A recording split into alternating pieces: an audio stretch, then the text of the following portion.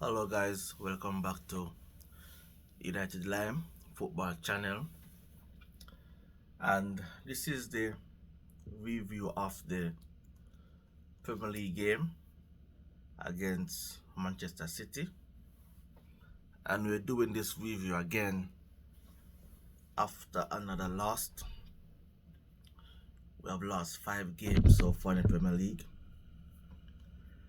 our 5th loss already. Now this is a game in which we know it would be difficult, a game in which we know we're gonna be chasing, a game in which we know we had to be clinical, we had to be aggressive in our press, and a game in which we had to go out there and earn the points. It was a game in which City were gonna set up, they were gonna dominate possession, they were gonna dominate in all areas of the pitch. It was a game in which we had to get our communication going. It is a game in which we had to have 2 low blocks. Our defense line, our midfield line had to be in close proximity. Therefore, we do not have space in behind our midfield for City to run onto our defense. And we know all of this going into the game. And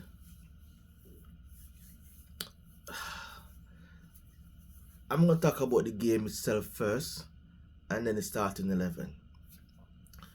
Now, we lost 3-0, and honestly, it could be 5, it could be 6, could be even 7.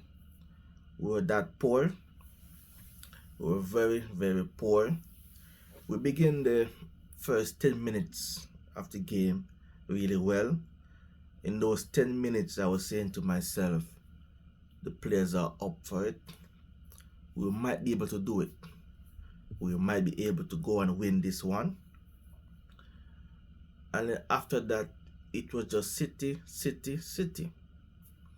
The first half, the penalty we gave away, it was a harsh penalty, but it also highlights an issue that we have in. We are so clumsy. We are clumsy in our tackles. We give away so many free kicks. And this is our 3rd consecutive penalty. Yeah. Scott did 2, and then Rasmus Højlund did 1 today.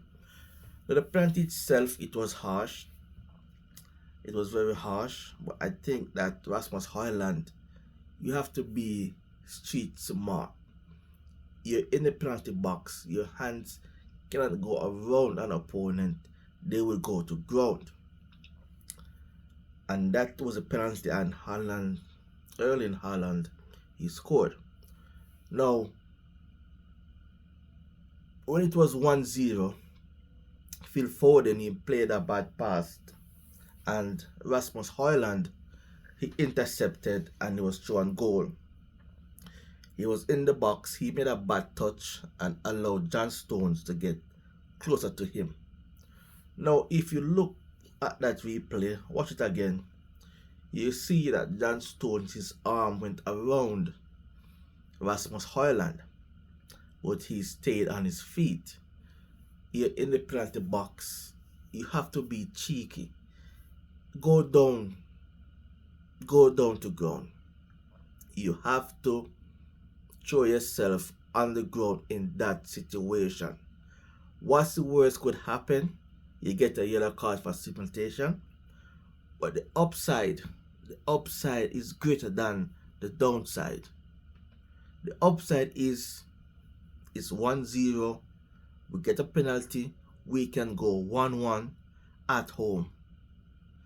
You have to go to ground in that situation. Now, VAR, when you look at it, you're going to see that the arm of John Stones, it came across Rasmus Højlund's shoulder, and he went to ground. What they will see is that the arm of John Stones He pulled Holland down to the ground. That's what they would have seen. And in that situation, 8 out of 10 times, they're gonna give a penalty for that. So he had to go to good in that situation. Um, Moving on, that was at 1-0, and then halftime came. And honestly, if our first half was so poor, you would expect the second half gonna be a lot better, right? Total opposite. We were so poor in the second half. For persons that don't really watch football, after Man City went 2-0 up, they begin to dominate and coast the game. They just see the game through. That's what they did. They went and got a third goal, but they were just seeing the game out. That's all they were doing, seeing the game out, seeing the game out. And that's what champions do. This is a champions team. And that is what they have done at Old Trafford. The second goal was, and then this is how Manchester City is really, really well. We made a mistake in our left back position. Lindelof, a bad pass into the midfield. And Rodri, he made a one-time pass to the vacated space that Lindelof left. Like he knew that that's where they're going to attack. This is what coaching does. He made that one-touch pass over to where the space is. Alvarez, he went on ball to the box, and it left from our left back. And when our defense line shift to the left, Bernard Silva was free at the right, at our right back position, and he made a wonderful pass into the box. Haaland free header back post, 2-0. Lindelof again, he was out because he was the one made a mistake. The attack down his side made a switch to the right and then back to where Lindelof should have been in the left back position, and it's 2-0. From that point, I was like, game is over. The game was done at that point. And then City went and had a third. Rodri, he just walked by Eriksen at the top of our D, the top of our penalty box. He just walked by Eriksen, had a shot on goal. Onana, he made a save, parried the ball. Erling Haaland, he was the first on the scene, picked it up. He could have gone for a shot for his hat-trick. He played it inside to Phil Foden for a tap-in. 3-0, 88th minute, game done, spectators leaving. At that point, we knew it was over at that point. If we were not sure, at 2-0 if it's over, at 3-0 we know it was done. We were not attacking. At no point in the game, in the second half, I was like, a goal is coming for us. At no point I couldn't see how we're gonna score. Manchester United is a team with no identity. We're a team devoid of creativity. We're a team lacking ideas. And we're a team that does not know how to put the ball in the net. We do not know how to do that. That is what is holding the team back. Now, Erik ten Hag, he had a poor game. A very, very poor game tactically. And that was a game, but I'm going to get into the starting 11 and why we were so bad. Starting 11 was Andre Onana in goal, Victor Lindelof, left back, centre back, Harry Maguire, Johnny Evans, Diego Dalot, midfield, Amrabat, Scott McTominay, Eriksen, on the left, Marcus Rashford, Why is he keep starting? I don't know. On the right was Bruno Fernandes. Up top, Rasmus Højlund. That was 11. This 11 was total nonsense from the get-go. First thing, Rafael Varane is on the bench. Why can't he play? If it's because he played midweek, I don't want to risk him getting injured, that's okay. But don't put him on the bench. You could have used someone else in the squad on the bench, an offensive change on the bench. You decided not to play Rafael Varane, which was okay. But why put him on the bench? Why keep on the bench to occupy a spot that could be given to an offensive player? Why do that? Doesn't make any sense to me. If he's on the bench, then start him. Play him. Play him from the get-go. Second thing is Eriksen. This game is not for Christian Eriksen. He does not have the mobility as he once did. He's not going to press aggressively. He's good at retaining the ball. He's good at breaking down teams that have a low block. He's good at dominating the game when we are dominating position. When we are chasing, as we're doing today against Manchester City, Eriksen is ineffective. He could not get close to anybody in that midfield. He could not. He was chasing shadows all game long. The third goal was his fault. Reggie just walked by him. He did not even put in an effort. How Eriksen got 80 minutes plus of game time is beyond me. Rashford, how he even get 50 minutes is beyond me. But we're gonna keep going. On the right, you played Bruno Fernandes.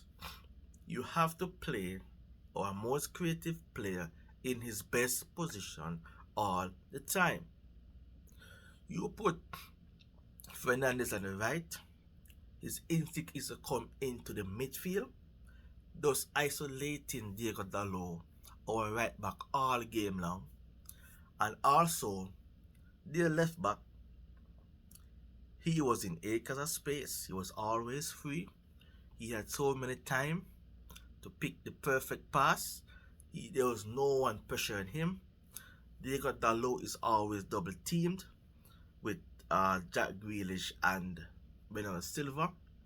He was always double teamed on that side because Bruno Fernandes' instinct is to come inside.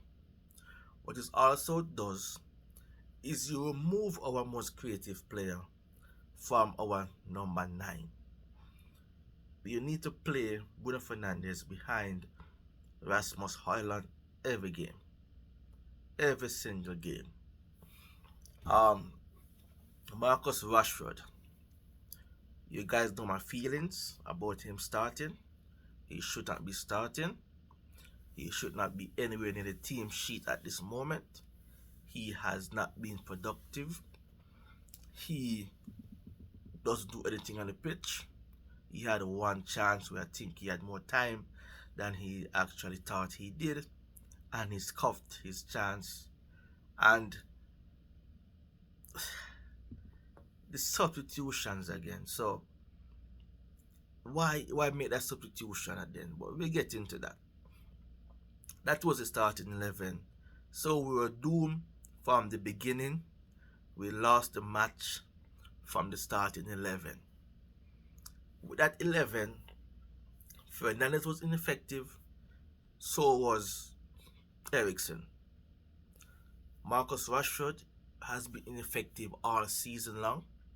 So that's 3 players that's out the game. 3 players that you know are going to be ineffective in this game playing this way. It might work against some smaller teams, some clubs that are gonna go with the low block and they want to break these teams down. It might work, but not against Manchester City, not against this team who has won a treble last season and they have won a lot of trophies in the past 5, 6 years. They know what they're doing. This will not work against them because they will be dominating position. You need players with legs to be aggressively pressing high up the pitch. Ericsson can't do that at this stage in his career. Bruno Fernandes doesn't make any sense being out wide. Marcus Rashford, poor season, should be on the pitch. So we're down 3 players from the beginning. Before the match began, we are down 3 players. Alright. I did the game, did 11. The substitutions. Eric Ten Hag, what are you doing? What was this? What have you done? Doesn't make any sense whatsoever, right? First thing, the start 11, poor. Awful first half. Then, halftime, I hope Amrabat is injured. I hope it's not a tactical change.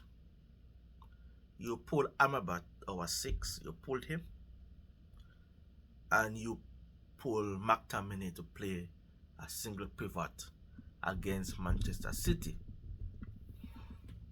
If you have been watching United over the years, Solskjaer, he used to play a double pivot of Scott and Fred. Why? Because Scott McTominay, he cannot play the single pivot like Casemiro, like Amrabat. He cannot do it. We have known this for the past 3-4 seasons. We have known Scott McTominay by himself in a single pivot does not work. But you chose to play him in that role against Manchester City while we are chasing. Yeah, you pulled Amrabat. We're down 1-0 at halftime, and that is change you made. At insult to injury, you brought on Mason Mount, and you put Mason Mount in the number 10 position. You still had Bruno Fernandes on the right wing at halftime. Our most creative player still not in his best position, and you pull Scott McTominay, who was playing in number 10 position in the first half. You pull Scott McTominay and you put Mason Mount in that position. Mason Mount, who we know can play on either wing. We have seen him done it before for England. We have seen him done it for Chelsea as well over the years. So we know he can play at either side of the wing. He can play as a 10 as well. But we need to get our most creative player involved in the game. In the first half, Bruno Fernandes, he didn't do anything in the first half. You need to get him involved in the game. Put him in his favored position. Put him in the number 10 position where he has been really, really well for us over the years since he joined the club. Play him as a number 10. Then at 2-0 up, Erik Ten Hag decided to take off Rasmus Højlund, and he was booed, rightly so. And he also took off Victor Lindelof. Again, Marcus Rashford was still on the pitch at this point, having a very, very poor game. Reguilon came on to play left back, and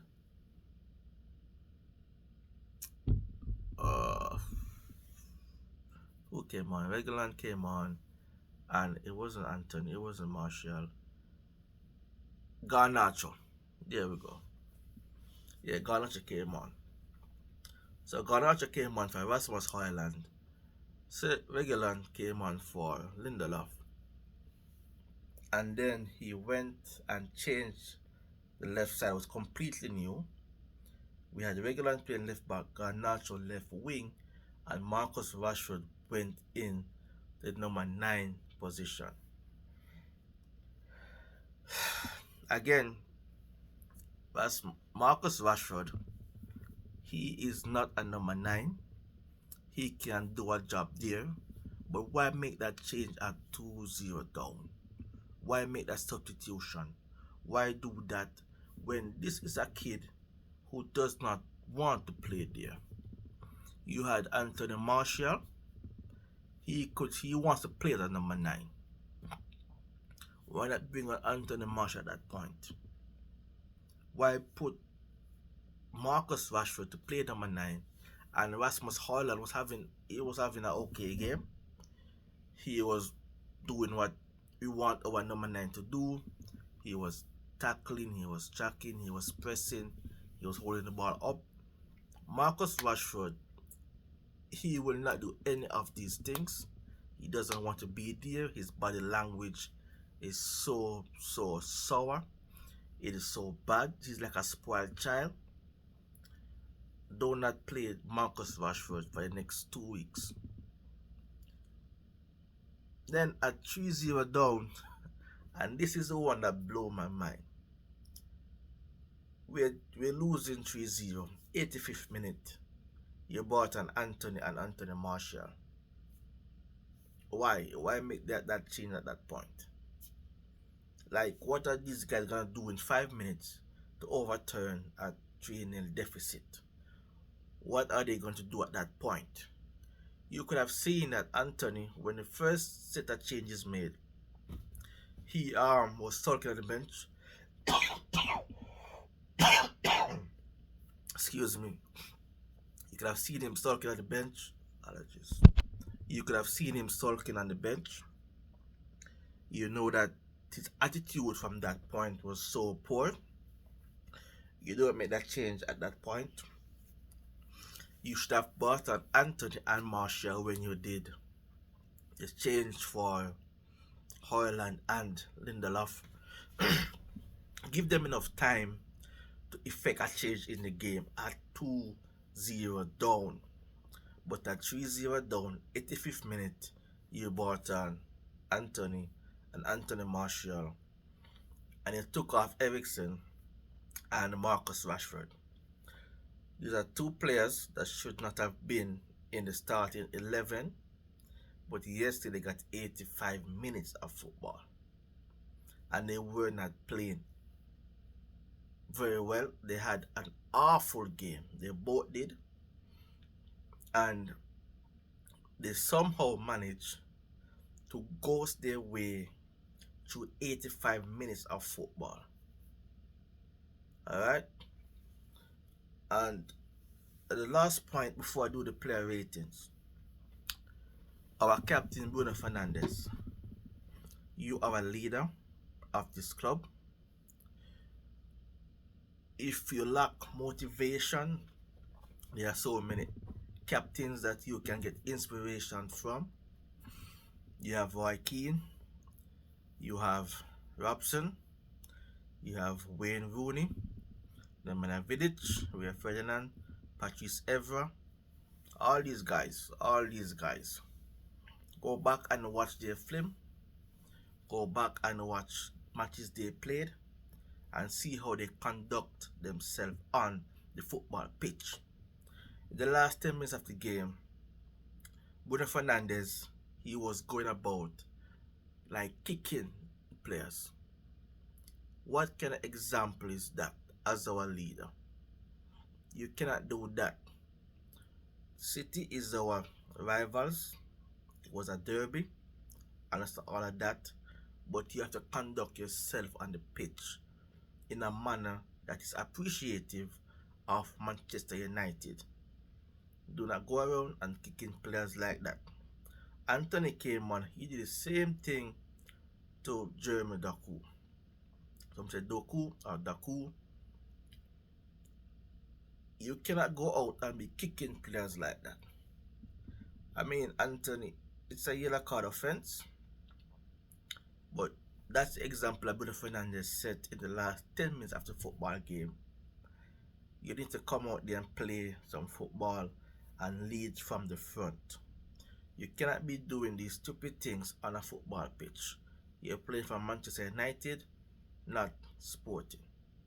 It's a huge step up, and the big game of the season where there's so many eyes, so many viewership, that's not what you want persons to see you're doing on a football pitch as the captain of Manchester United. Um, there's some players that I must say had an okay game. There's some performances that they can leave this match and hold their head high. Players like Onana, Maguire, those two players they did really well. And they can leave this game and be like, how we conceded 3 goals. The performance that they did. That being said, let's get into the player ratings. Onana, he gets a 5. I mean, conceded 3 goals. He made a lot of saves, and he's the reason why we did not lose by 6 or 7. I think that some of the saves he made some simple saves but difficult, but end of the day, it's about keeping the ball out the net, and he did that really well. Haaland, he had a very good chance, and Onana, he came out, made himself big, and saved it with his chest. So he had a wonderful game. His passing was okay. Playing Maguire, we know he would not be playing the passes short to Maguire. We know he'd be going long, and that's what we have to do when we're playing with Harry Maguire. He gets a 5. Victor Lindelof, he gets a 4. I thought he was at fault for the first 2 goals. I'm gonna tell you why. The first one, he hit the ball into Amrabat, and then the ball ballooned, and Amrabat committed a foul, and from that foul, that's when the penalty was given to Manchester City. I think in a situation with you facing the football as a centre back by trade, you should own a situation. You should shout Lindelof or Victor, and you need to head that ball as far as possible. You don't need to head the ball into Amrabat, resulting in a lunge, resulting in a free kick, resulting in penalty. Second goal, made a bad pass, and you vacated your position and attacked that position, the space that was left by you, and the ball went to Bernardo Silva, and then ball went back into the back post where you should have been covering Erling Haaland. Free header and goal, 2-0. So those 2 faults were you, Lindelof. 4. Johnny Evans, he gets a 4. His passing was way off. His control, his command that we seen when he played was not there today.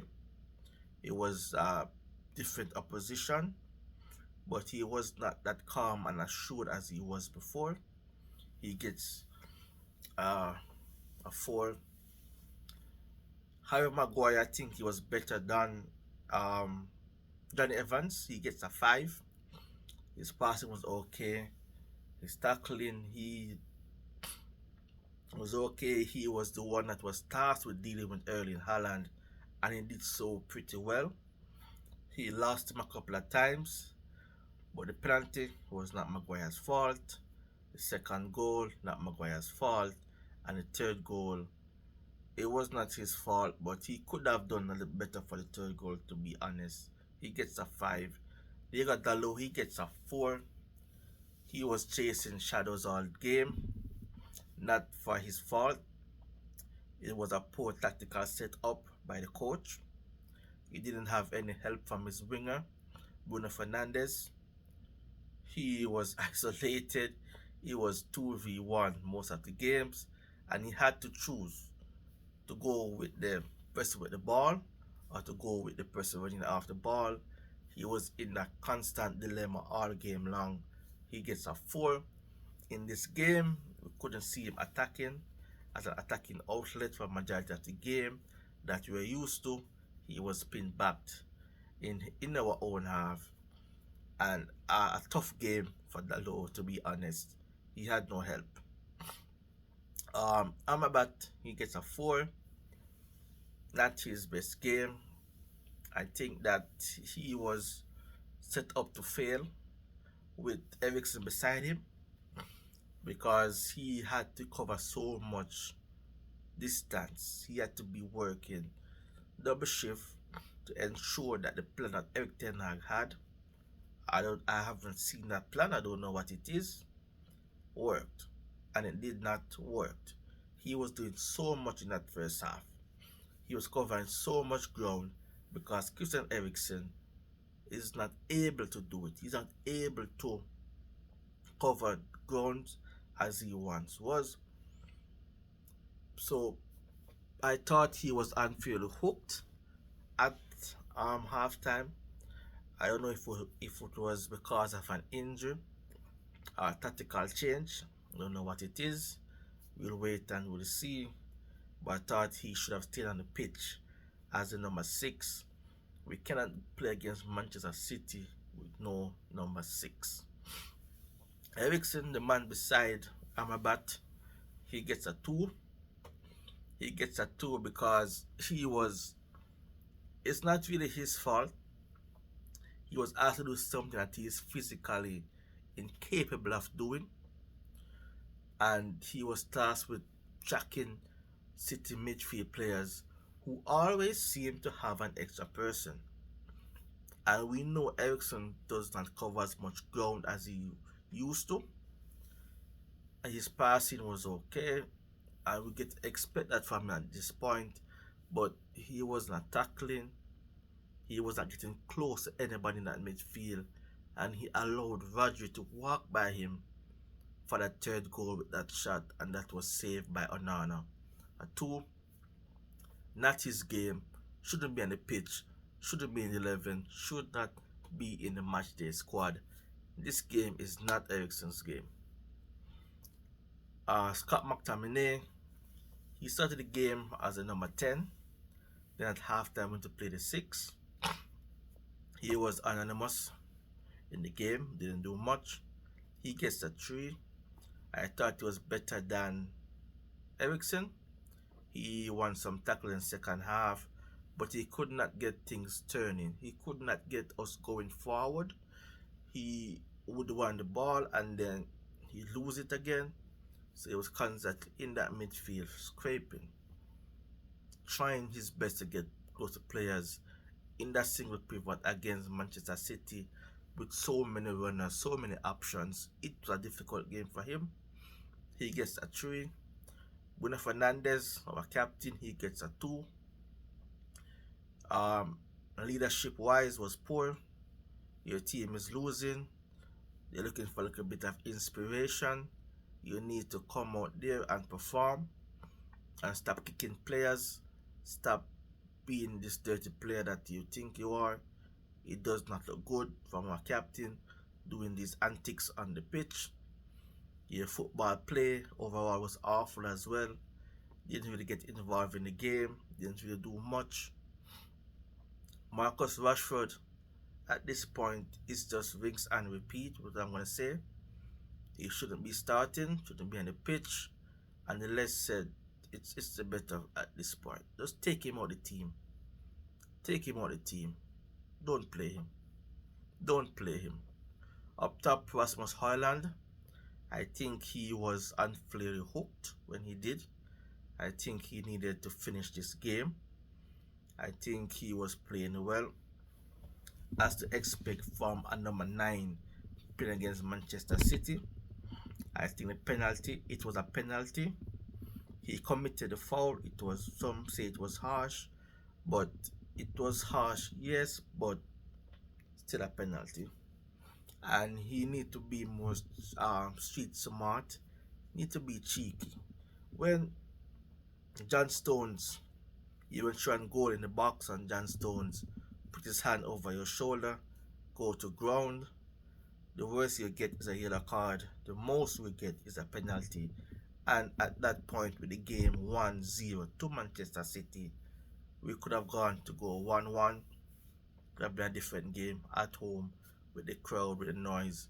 And then that goal would have lifted the spectators in the stadium, which would have translated to the football pitch and elevated your guys' performance, You need to be cheeky. Go to goal next time. Win your team a penalty or take a yellow card. It's okay, it's fine. On the bench, we have Mason Mount. He came on. This is a game in which Mason Mount would thrive. It's a game in which he has high intensity. He will be pressing, he will be running all game, and he's good at playing these 1-2 passes. He's really good at ball retention, so he should have played from the beginning. He got 45 minutes, didn't really do much. When he came on, and then City scored really early in the second half. We're 2-0 down. At that point, City just want to see the game out, and they just keep retaining possession. And Mason Mount was just chasing shadows. He tried to get involved in the game, didn't really affect the game in any way. He gets a 4. Then we have Garnacho, Reguilon. They both get 4 as well. Reguilon, he came on for Victor Lindelof, and that was 2-0 down. And I mean, didn't really do much. I'm thinking, like, when have I seen him touch the football? And he made a pass inside the midfield. That was about it. That's all I could remember from Reguilon. Garnacho, he had 2 opportunities when he could run at Kyle Walker. We know Kyle Walker has pace, but he tried his best. He tried to be positive, and he put a ball in the box, so he gets a 4. Anthony, he came on. He gets a 3. Anthony, you cannot come on, and that's your contribution to the game. To take a kick at the opponent, no, doesn't look good. And if you're feeling that way, you were sulking on the bench, you were shaking your head, you weren't pleased with what's happening on the pitch, then you come on. Use that to fuel you to come on and be positive, to be direct. Use that to fuel you to come on and effect a change.